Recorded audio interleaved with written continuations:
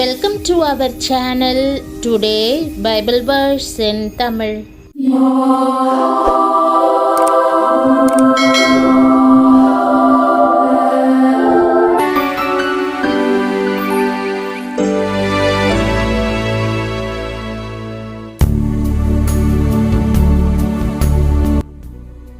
இன்றைய வசனம் சங்கீதம் 55:22. கிறிஸ்துவுக்குள் பிரியமானவர்களே, நம்முடைய ஆண்டவரும் இரட்சகருமான இயேசு கிறிஸ்துவின் வல்லமையுள்ள நாமத்தில் உங்களை வாழ்த்துகிறேன்.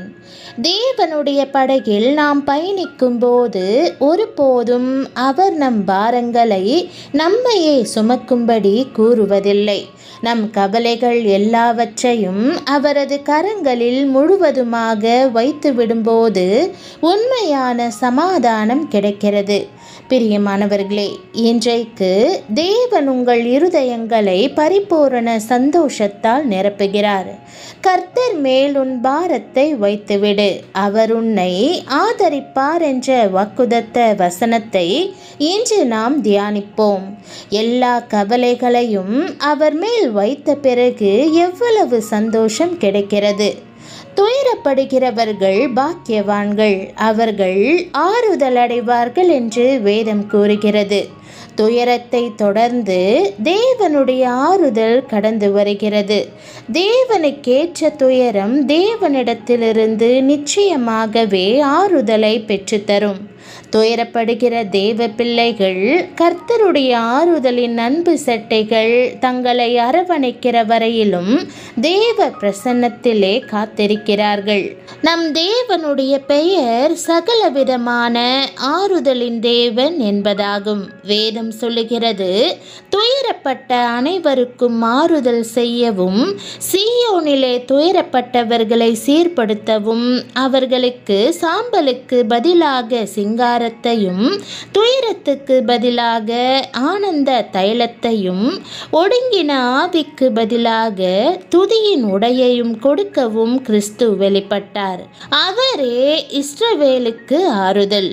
தாங்க முடியாத துயரங்கள் உங்கள் இருதயத்தை தாக்கும்போது உடனே கர்த்தருடைய சமூகத்துக்கு ஓடிப்போய் அங்கே உங்கள் இருதயத்தை ஊற்றிவிடுங்கள்.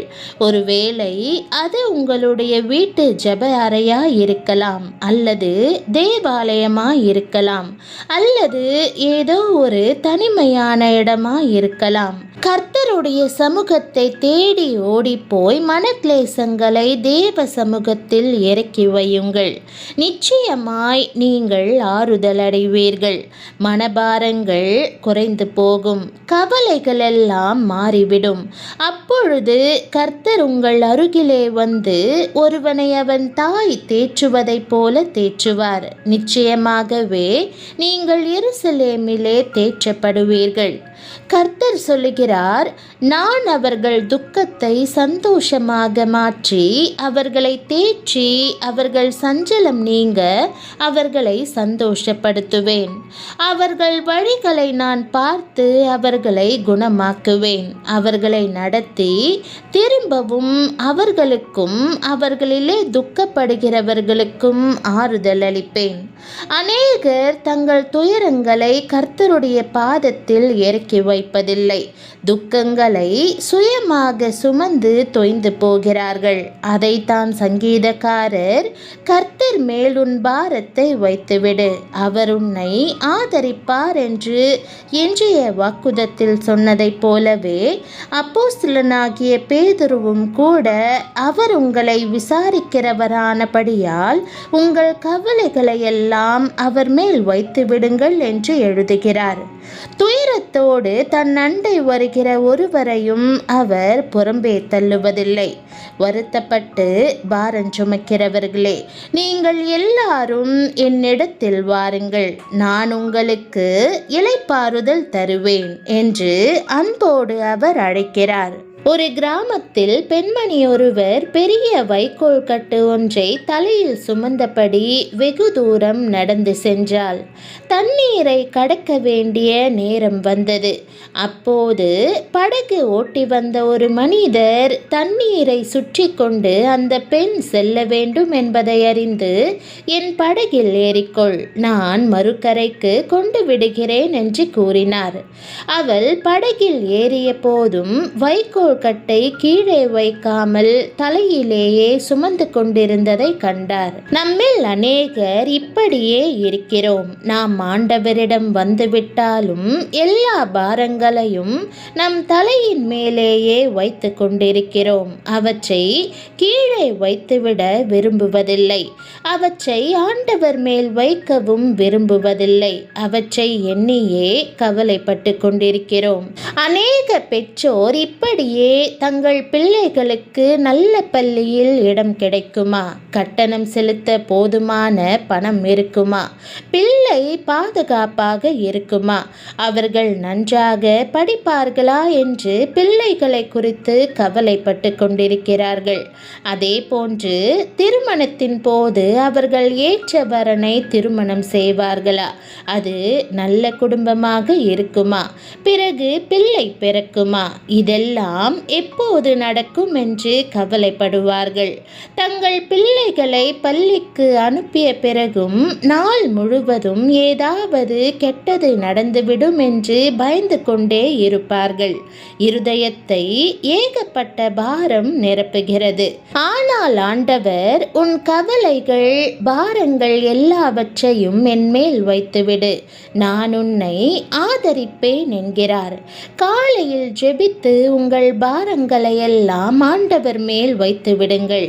தேவன் அந்த பாரங்களை எல்லாம் எடுத்து போட்டு சந்தோஷத்தையும் சமாதானத்தையும் தரட்டும். தாம் உங்களை ஆதரிப்பேன் என்று அவர் வாக்கு கொடுக்கிறார். அவர் உங்களை பொறுப்பெடுத்துக் கொள்வார். உங்கள் பிள்ளைகளின் வாழ்வை பொறுப்பெடுத்துக் கொள்வார். அப்போஸ்தலனாகிய பவுல், நமது கர்த்தராகிய இயேசு கிறிஸ்துவின் பிதாவாகிய தேவனும் இரக்கங்களின் பிதாவும் சகலவிதமான ஆறுதலின் தேவனுமாய் இருக்கிறவருக்கு ஸ்தோத்திரம் என்று எழுதுகிறார். பிரியமானவர்களே, ஆறுதலின் தேவனால் நிச்சயமாகவே நீங்கள் ஆறுதல் அடைவீர்கள். நாம் அவரது ஆவியின் சந்தோஷத்தினால் நிரப்பப்படும் போது தேவன் கவலைகளை எப்படி பொறுப்பெடுத்துக் கொள்வது என்று தம் ஞானத்தினால் நம்மை வழிநடத்துவார். நீங்கள் செய்ய வேண்டிய ஒவ்வொன்றை குறித்தும் உங்களுக்கு சொல்லி அவற்றுக்கான பாதையையும் திறப்பார். எல்லாமும் லகுவாகவும் ஆசீர்வாதமாகவும் மாறும். நம் பாரங்களை எல்லாம் ஆண்டவர் மேல் வைக்கும்படி இந்த இருதயத்தை இப்போது பெற்றுக்கொள்வோமா?